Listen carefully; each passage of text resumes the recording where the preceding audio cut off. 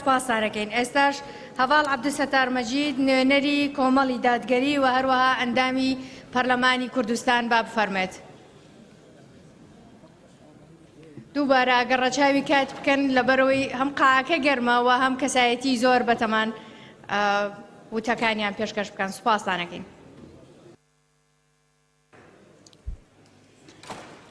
بەناوی خوای بەخشەندە میهرەبان، سەلامی خوای گەورە لە هەموو لایەک بێ. خۆشحاڵین بە دیداری هەموو لایەکتان، زۆر سپاس و دەستخۆشیش لە کۆمیتەی بەڕێوەبردنی ئەم کۆنفرانسە دەکەین. باسی ئەوەی کرا کە دیارە 99 ساڵ پێش ئێستا لێرە لەم هۆڵە و لەم شارە ڕێکەوتنامەیەکی شوم واژۆ کراوە کە هەنگاوی یەکەمی هەڵوەشاندنەوەی ڕێکەوتنامەی سیڤەر بووە کە لەوێدا تۆزێک باسی کوردی کردبوو کە کوردیش حەقی خۆیەتی دوو دەوڵەتی هەبێ.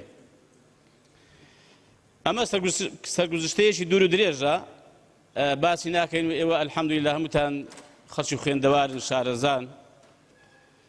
بەڵام باسی ئەوە دەکەم ئایا هەر دوژمنان و ناحەزانی کورد هۆکار بوون لەوەی کە کورد بە ئامانجەکانی خۆی نەگا، یا کوردیش بۆ خۆی هۆکارێکە لەوەی کە نەیتوانی بە ئامانجی خۆی بگا؟ ئایا بەشێک لە میرنشینە کوردەکان لە مێژووی کوردەواری خۆمان و بەشێکی کەش لە شۆڕش و پێشمەرگایەتەکانی مێژووی کوردەواری خۆمان، ئایا کورد هێندێکی خۆی هۆکار نەبووە و خیانەتی لە برایەکەی خۆی نەکردووە، شۆڕشەکەی پێتێکداوە و دەستی لەگە دوژمنان تێکەڵ کردووە؟ ئایا لە هیچ قۆناغێکی ئیسلام ڕێگر بووە لەوەی کە کورد بە دەوڵەتی خۆی بگا، بە ئامانجی خۆی بگا؟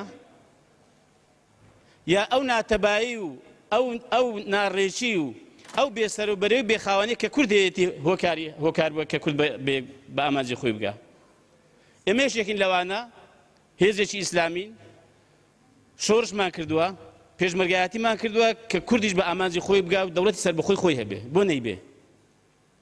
بۆ عەرەب 22 دەوڵەتی هەبێ، بۆ تورک دەوڵەتی هەبێ، بۆ فارس دەوڵەتی هەبێ، بۆ میلەت هەیە 500,000 کەس دەوڵەتی هەبێ، بەڵام بۆ کورد زیاتر لە 40 ملیۆنە دەوڵەتی خۆی نەبێ.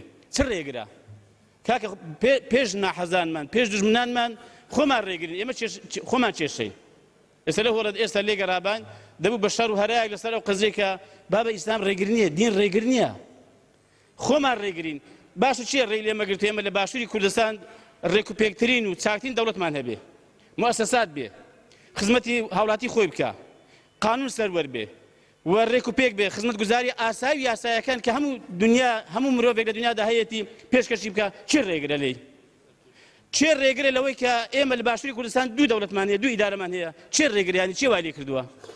ڕاستە ناحەزان ئەوانە ئەو دەوڵەتانە کە کاتی خۆی کوردیان بەسەردا بەشکرا بەپێی ئیتیفاقە نێودەوڵەتیەکان، ڕاستە ئەوان هۆکارن، بەڵام خۆمان ئێستا هۆکارین.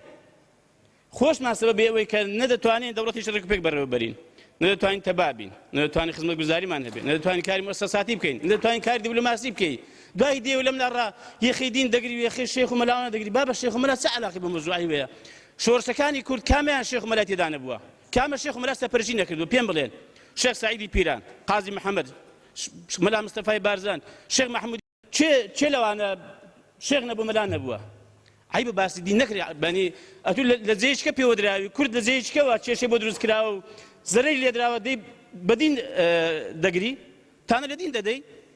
کاکە دین پێش هەموو کەس، ئەمن پێتان بڵێم وەڵڵا بیلاوتڵا، ئێمە پێش هەموو کەس لەگەڵ ئەوەی کە کورد دەوڵەتێکی گەورەی سەربەخۆی لەسەر هەر چوار پارچەکە هەبێ، فەرموون چێ ڕێگرا؟